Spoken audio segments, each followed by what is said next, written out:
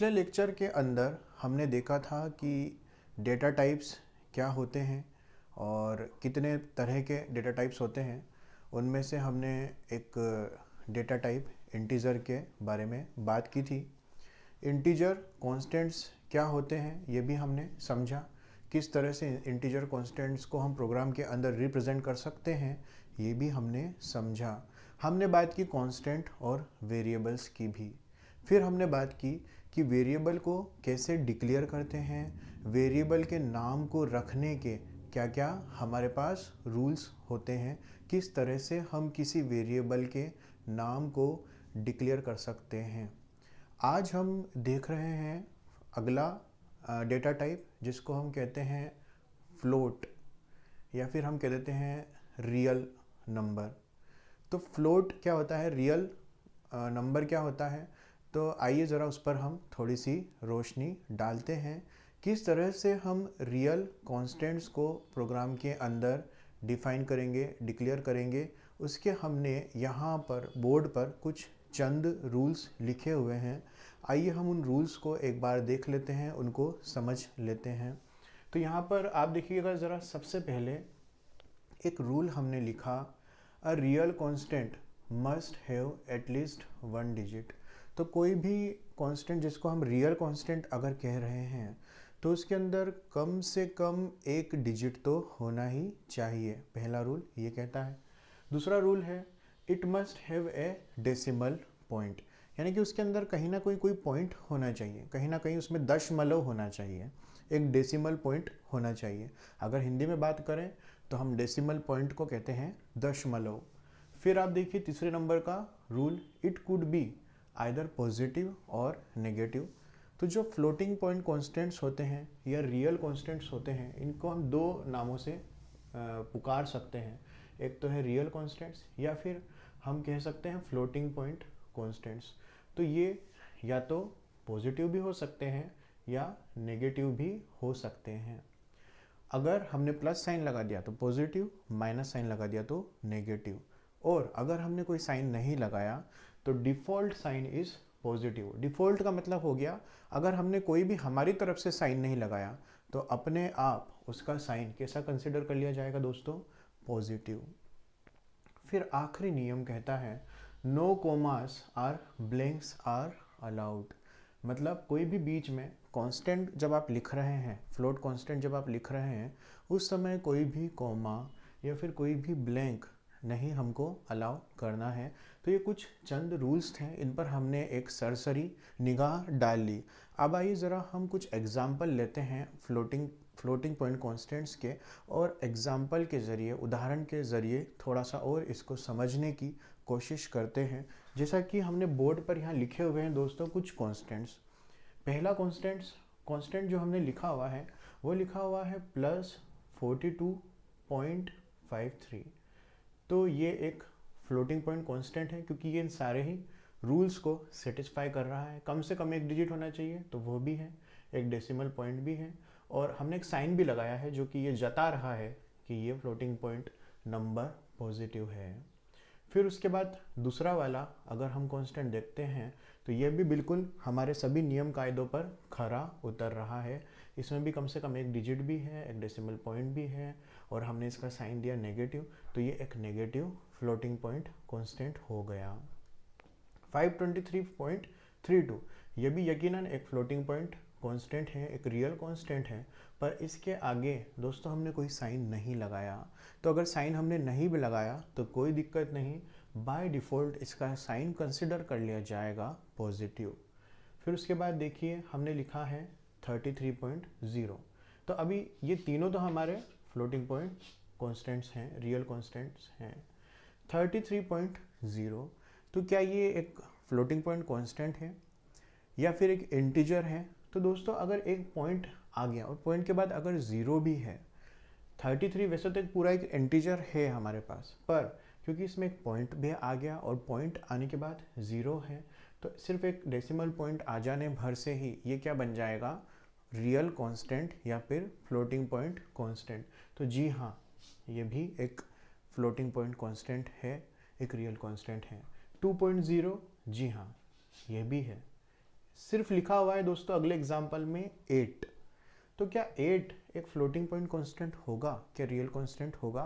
तो इसका जवाब होगा जी नहीं, क्योंकि कम से कम हमारा रूल नंबर 2 वहाँ कहता है it must have a decimal point. तो क्या दोस्तों यहाँ पर कोई डेसिमल पॉइंट है? जी नहीं, यहाँ पर कोई भी डेसिमल पॉइंट नहीं है, इसलिए ये 8 एक रियल कांस्टेंट कहलाने के काबिल नहीं रहा। तो ये फ्लोटिंग पॉइंट कांस्टेंट नहीं है दोस्तों, रियल कांस्टेंट नहीं है, पर हाँ हम इसको एक इंटीजर कांस्टेंट ज़रूर कह सकते हैं। फिर अगला आप देखिए, हमने लिखा है 276। 276 यकीनन एक नंबर है, इसमें कम से कम एक डिजिट है, पर क्या ये फ्लोटिंग पॉइंट कांस्टेंट कहलाने के काबिल है? तो इसका जवाब बिल्कुल यकीन से हम कह सकते हैं कि जी नहीं, ये फ्लोटिंग पॉइंट कांस्टेंट नहीं है, क्योंकि इसमें भी जो कमी है वो है एक डेसिमल पॉइंट की। इस वजह से ये भी क्या नहीं हुआ, एक फ्लोटिंग पॉइंट कांस्टेंट नहीं हुआ। तो ये थी बात दोस्तों एक रियल कांस्टेंट की, फ्लोटिंग पॉइंट कांस्टेंट की। दोस्तों रियल कांस्टेंट्स को या फिर फ्लोटिंग पॉइंट नंबर्स को हम एक दूसरे तरीके से भी रिप्रेजेंट कर सकते हैं। इसको कहते हैं exponential form representation. Exponential representation की ज़रूरत हमको कब पड़ती है? इसकी ज़रूरत हमको अमूमन तब पड़ती है जब हमारा फ्लोटिंग पॉइंट नंबर या तो बहुत ज़्यादा बड़ा होता है या बहुत ज़्यादा छोटा होता है। तो दोस्तों देखते हैं कि कैसे हम किसी फ्लोटिंग पॉइंट नंबर को, किसी फ्लोटिंग पॉइंट कांस्टेंट को एक्सपोनेंशियल फॉर्म में रिप्रेजेंट कर पाएंगे। तो एक्सपोनेंशियल फॉर्म में जब हम रिप्रेजेंट करेंगे तो दोस्तों कुछ इस तरह से हम इसको रिप्रेजेंट करेंगे। यहाँ बोर्ड पर हमने लिखा हुआ है कैपिटल एम, फिर स्मॉल ई, फिर कैपिटल ई। तो यहाँ पर जो दोस्तों कैपिटल एम है ये तो रिप्रेजेंट कर रहा है मेंटिसा को, कैपिटल ई रिप्रेजेंट कर रहा है एक्सपोनेंट को। तो जो भी हमारा रियल कांस्टेंट होगा, जो भी हमारा फ्लोटिंग पॉइंट कांस्टेंट होगा, उसको एक्सपोनेंशियल फॉर्म में रिप्रेजेंट करने के लिए हम दो हिस्सों में तोड़ेंगे दोस्तों। पहला हिस्सा कहलाता है मेंटिसा और जो दूसरा हिस्सा है उसको हम कह देते हैं एक्सपोनेंट। मेंटिसा और एक्सपोनेंट दोनों के बीच में आ जाता है स्मॉल ई या फिर कैपिटल ई। मेंटिसा पार्ट और एक्सपोनेंट पार्ट दोनों को सेपरेट करने के लिए हम स्मॉल ई का या कैपिटल ई का इस्तेमाल करेंगे। तो मेंटिसा क्या होता है, एक्सपोनेंट क्या होता है, इसको हम आगे एग्जाम्पल के ज़रिए इस चीज़ को समझने की कोशिश भी करेंगे। अभी दोस्तों आप लोग कुछ हमारे सामने रूल्स हैं, इन रूल्स पर हम लोग एक सरसरी निगाह डाल लेते हैं, इनको थोड़ा सा एक एक बार हम अपनी निगाह में उतार लेते हैं। पहला रूल कहता है the mantissa part and the exponential part should be separated by a letter small e और capital E। तो पहला रूल हमसे कहता है कि भाई दो हिस्से होंगे, एक होगा मेंटिसा पार्ट और एक होगा एक्सपोनेंशियल पार्ट। इन दोनों पार्ट्स को सेपरेट करने के लिए हम स्मॉल ई का या फिर कैपिटल ई का इस्तेमाल करेंगे। दूसरा नियम कहता है द मेंटिसा पार्ट में हैव अ पॉजिटिव और negative sign. Mantissa part positive भी हो सकता है और नेगेटिव भी हो सकता है, दोनों ही तरह के साइन हो सकते हैं। हाँ, डिफ़ॉल्ट साइन, अगर आपने कोई साइन नहीं लगाया, आप साइन लगाना भूल गए, तो डिफ़ॉल्ट साइन उसका बन जाएगा पॉजिटिव, उसको पॉजिटिव कंसिडर किया जाएगा यदि हमने हमारी तरफ से कोई साइन नहीं लगाया तो। रूल नंबर 4 कहता है the exponent must have at least 1 digit. Exponent part में कम से कम एक डिजिट तो होना ही चाहिए मित्रों। Which must be A positive और नेगेटिव इंटीजर, जो कि या तो पॉजिटिव इंटीजर होगा या फिर नेगेटिव इंटीजर होगा, और डिफ़ॉल्ट साइन जो होगा वो तो होगा पॉजिटिव। अब दोस्तों हम देखते हैं हमारा पांचवा नियम। पांचवा जो रूल है ये डिफाइन कर रहा है रेंज को। रेंज जो होती है वो जो रेंज हम रिप्रेजेंट कर सकते हैं यहाँ पर किसी फ्लोटिंग पॉइंट नंबर की, तो वो रेंज होती है -3.4 E38 टू +3.4 E38। तो ये range of the floating point number, floating point constant that we can have here. हमने इंटीजर कांस्टेंट के केस में भी रेंज की बात हमने दोस्तों नहीं की थी। आगे जाकर हम इंटीजर कांस्टेंट की रेंज के बारे में भी बात करेंगे और रेंज ये कैसे आती है, जैसे यहाँ पर भी हम लोग देख सकते हैं कि ये एक रेंज है, तो ये रेंज कैसे आती है इस पर भी हम आने वाले समय में चर्चा करेंगे, बाद के लेक्चर्स में चर्चा करेंगे, क्योंकि रेंज जो होती है ये डिपेंड करती है किसी भी नंबर का मेमोरी में स्टोरेज कैसा हुआ है, मेमोरी में उसका रिप्रेजेंटेशन कैसे हुआ है। तो रेंज कैसे आई, यही रेंज क्यों आई, इस तरह के सवाल हमारे मन में, हमारे जहन में उठते हैं। इन सवालों का जवाब ढूंढने के लिए हमको थोड़ा इंतज़ार करना होगा दोस्तों। हमको समझना होगा कि ये जो नंबर्स होते हैं, जैसे कि इंटीजर कांस्टेंट की हमने पिछले लेक्चर में बात की थी, तो इंटीजर कांस्टेंट की भी एक रेंज होती है जो 16 बिट कंपाइलर के अंदर होती है, -32768 टू +32767। तो ये रेंज कैसे आती है, वहाँ भी हम और इंटीजर कांस्टेंट को भी एक्सप्लोर करेंगे। तो दोस्तों जो रेंज वाली बात है, इसको समझने के लिए आप लोग थोड़ा सा इंतज़ार करिए। हम इनकी रिप्रेजेंटेशन को भी समझेंगे कि इनको मेमोरी में कैसे रिप्रेजेंट किया गया है। फिर उसके बाद हम रेंज को बड़ी ही आसानी से, बड़े ही अच्छे से समझ पाएंगे। तो ये कुछ रूल्स थे जिनके ज़रिए हम एक्सपोनेंशियल फॉर्म में किसी रियल कांस्टेंट को रिप्रेजेंट कर सकते हैं। अब आइए दोस्तों एग्जाम्पल के ज़रिए हम एक बार समझ लेते हैं कि किसी फ्लोटिंग पॉइंट कांस्टेंट को हम एक्सपोनेंशियल फॉर्म में कैसे रिप्रेजेंट करेंगे। देखिए ज़रा, यहाँ हमने लिखा हुआ है 0.000342।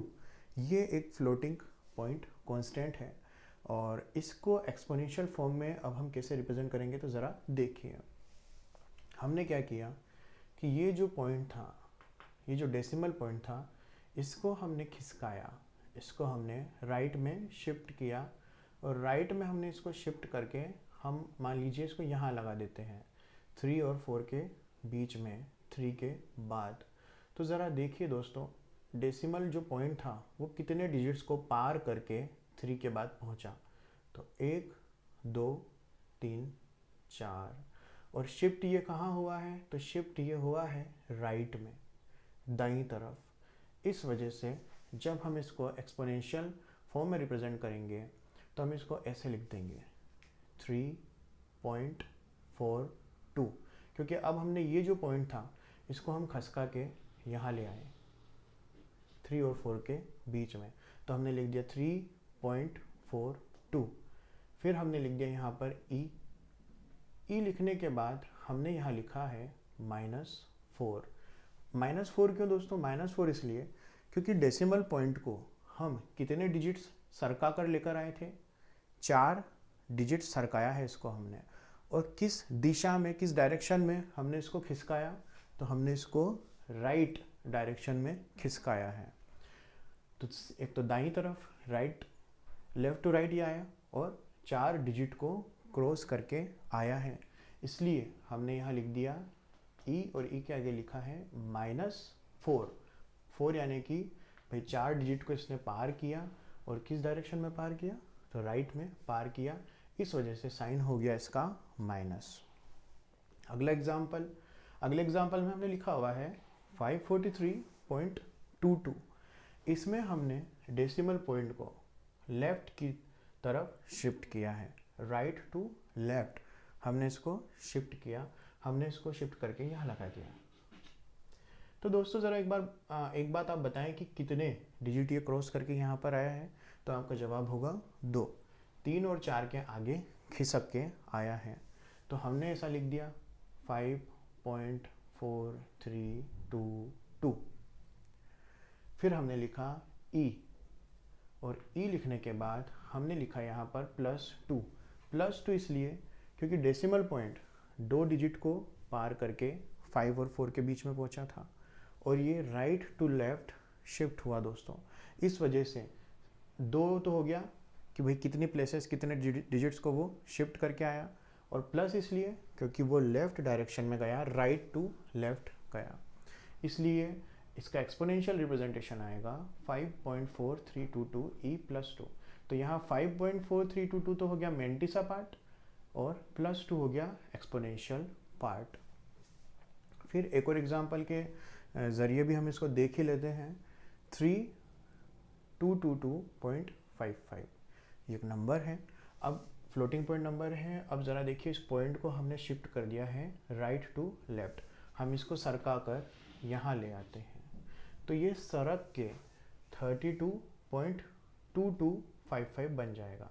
तो ये तो हो गया हमारा मेंटिसा पार्ट 32.2255 और एक्सपोनेंट पार्ट में हम लिखेंगे +2, क्योंकि 2 डिजिट को ये पार करके आया, इसको और इसको, और किस डायरेक्शन में आया, तो ये आया है राइट टू लेफ्ट। तो राइट टू लेफ्ट आने की वजह से इसका साइन तो हो गया प्लस, और जितने डिजिट को पार करके आया वो डिजिट की संख्या हमने यहाँ लिख दी, वो थे 2 प्लेसेस को ये पार करके आया है। तो ये हो गए एक्सपोनेंशियल फॉर्म में रिप्रेजेंटेशन, और ये हो गया हमारा सिंपल रिप्रेजेंटेशन के लिए। तो इस तरह से हम फ्लोटिंग पॉइंट नंबर को एक्सपोनेंशियल फॉर्म में भी रिप्रेजेंट कर सकते हैं। दोस्तों, प्रोग्राम के अंदर हम ऐसे भी रिप्रेजेंटेशंस को यूज़ करेंगे आने वाले वक्त में। तो इसी के साथ मैं इस लेक्चर को यहीं पर समाप्त करता हूँ, यहीं विराम देता हूँ, और हम लोग मिलते हैं अगले लेक्चर के अंदर। मैं आप सभी का दिल से धन्यवाद करता हूँ।